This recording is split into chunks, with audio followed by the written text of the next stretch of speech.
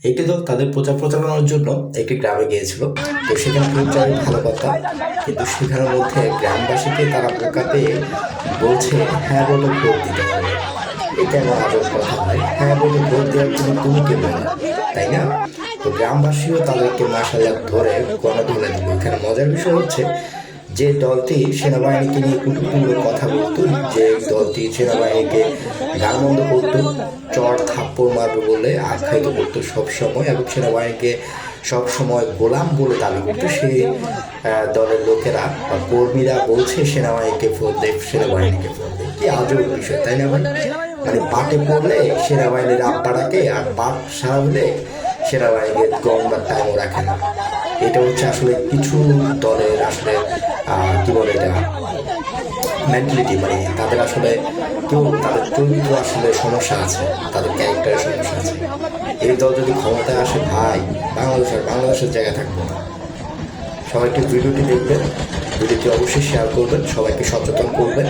আমার ভোট আমি দিব, যাকে খুশি তাকে দিব, কেউ আমাকে বাধ্য করার মতো নেই, আমাকে কেউ বাধ্য করতে পারবেন। যারাই বাধ্য করবে সবাইকে, যারা আমাদেরকে ভোটের জন্য বাধ্য করবে সবাইকে আইনে শপথ করে দিন।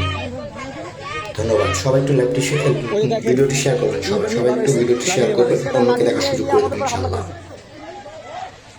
এই লাঠি সবার আছে, এই যে মহিলাও আছে আছে মানে বাজে বাজে মা বাপ হামলা করতেছে, আমরা ভিডিও করবো না।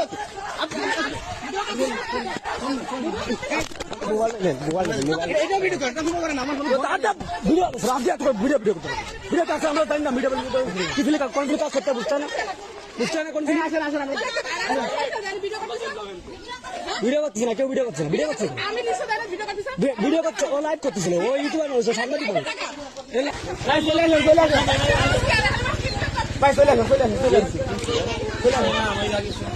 আরে ভাই আমাদের কোনো দোষ নেই, চলে আসে ভাই, এখানে চলে আসে ভিডিও সব এই চলে আসে ভাই, ভাই ফোন লাগান না, আসুন আমরা ফোন না হামলা করবে আমাদের উপরে, এটা হবে না ভাই, ও নাম্বার করবে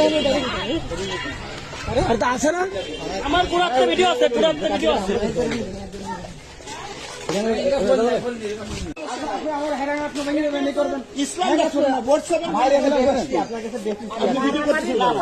না না আমরা কিছু তো বলি না আপনার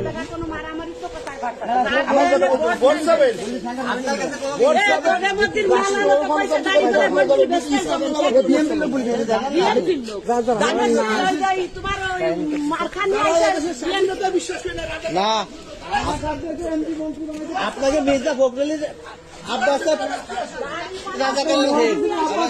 আপনি আবার আমাদের দেখেছেন।